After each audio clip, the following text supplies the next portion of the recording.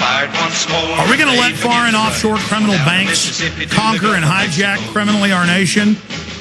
Or are we going to get the word out? Person by person. Ear to ear. Eye to eye. Bob Chapman's our guest. Okay, John in New York, finish up your point. Yes, just a quick question regarding a massive bank run. Would that be effective at all, or even the threat of it, if somehow we could get together, a few million people to do a bank run, or just to, have the threat of it out there? Would that leverage? I think the establishment's going to do a bank run themselves to panic everybody. Bob broke 4 months ago, and then it came out in mainstream news that the embassies have been hoarding foreign currencies and getting rid of their dollars ahead of something in the future. Bob? That's true. And, those shipments are still going out. I got it from another source that deals and that sort of thing, and also delivers worldwide things such as gold and silver. And they're shipping pallets of money to embassies still all over the world. And so this is still going on.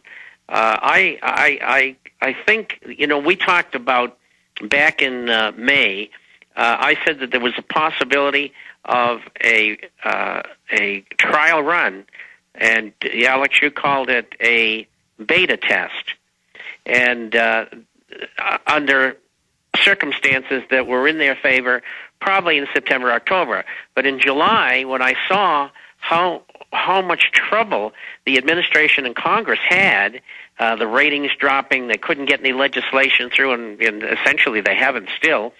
I said they won't do it because it's not favorable. They could do it somewhere down the line here, but I think a bank holiday is going to come after the devaluation officially a year and a half or two from now, whenever that date is. And that is going to happen. How do I know that? I backed into it, just like I do most everything else. And sometimes I'll get a clue from someone who's been in investigative work for years, and they'll send me an email and say, look, this is what they're going to do, and you're right, so push it because this is what's going to happen. And so we will get that bankrupt run, but it'll be probably after the official devaluation. Yeah, John, they're going to want the run. Okay, I appreciate your call. Wilson in Florida. Wilson, you're on the air. Go ahead. Hello, good afternoon, Alex and Bob Chapman. It's a pleasure speaking to both of you today. I just want to thank both of you for being so brave, because you guys are standing up against a big threat, and you guys know that more than anybody else. And I just had one question for both of you today. When we do succeed in this fight against tyranny, what kind of politicians will you support to run our country? Well, it's whoever you support, but we constitutionalists, people like Ron Paul. Bob? I think people, just from the general business community in particular, and of course the academic community to some extent, although they tend to be ivory towerites, and they don't make the crossover very easily. I mean, look at Bernanke. He's always uncomfortable because he knows he really shouldn't be there. We need leaders who tell the truth to the people and explain how the world works and are honest about the New World Order and bring states to the table where our 50 states run the country, not some Washington run by foreign banks. Bob? Exactly. You hit it right on the head. Anything else, Wilson? No, thank you very much, guys. Continue the good work. Have a great weekend. You too. God bless you. Hey, look, as for courage, we're just doing what we have to do. I'm the type of person, I see a threat to my family and my country. When I get afraid of something, I fight it. I don't run. We'll be right back with Bob Chapman. All right, we're going to take some more of your calls. Bob Chapman has now left us. We're continuing with your phone calls.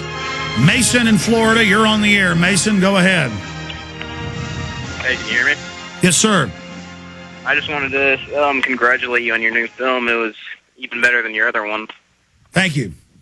The only problem I have with your films with the citizens are that they're too lazy to watch 2 hours to actually learn something. They're too busy with American Idol or MySpace or whatever. Well, I mean, that's kind of a natural selection in a way. People that don't care, would have never been involved in their lives, never been involved in the world to begin with. But there are a lot of thinking people that we can reach out to, and a lot of dumbbells won't watch it, but down the road, someone else around them who did can inform them. Well, I just thought it was a really good movie. That and Endgame are two of my favorites.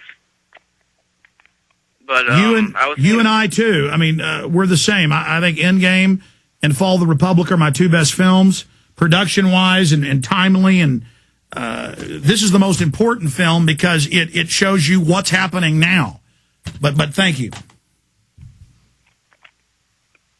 Anything else, Mason? Okay, Chad in Canada. Chad, you're on the air. Go ahead. Yeah, can you hear me? Yes, sir.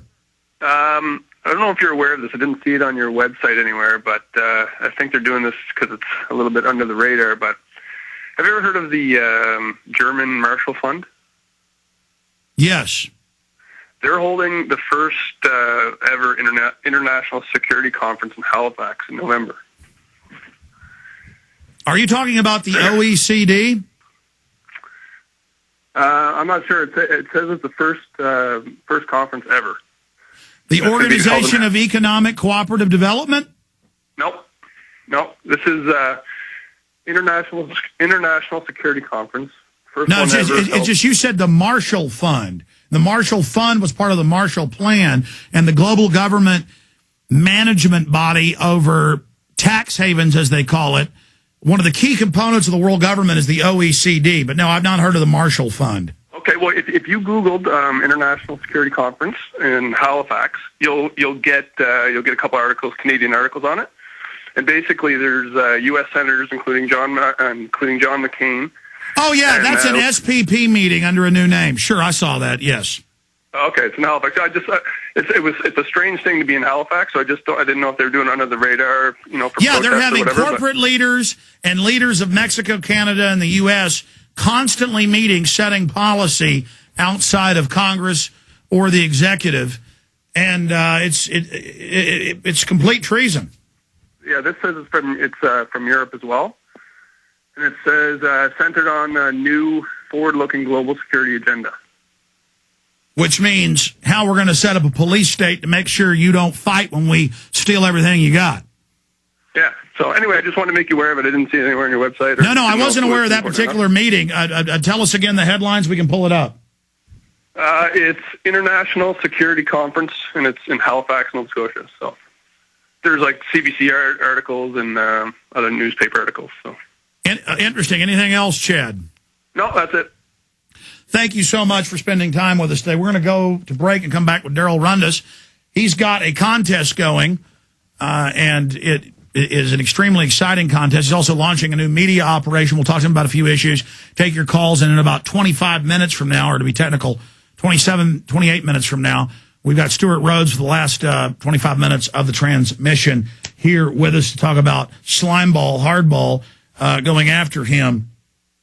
Before I end this hour or this segment, I want to encourage people to visit efoodsdirect.com, the highest quality storable foods company in the nation, the place where I get my storable foods.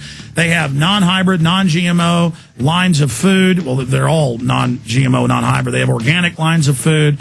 They have just so much at efoodsdirect.com. You'll never stand in a bread line if you have your own bread. That's efoodsdirect.com. Big banners up on Infowars.com, or give them a call. Get storable food. Don't procrastinate. Become independent. 800-409-5633. 800-409-5633.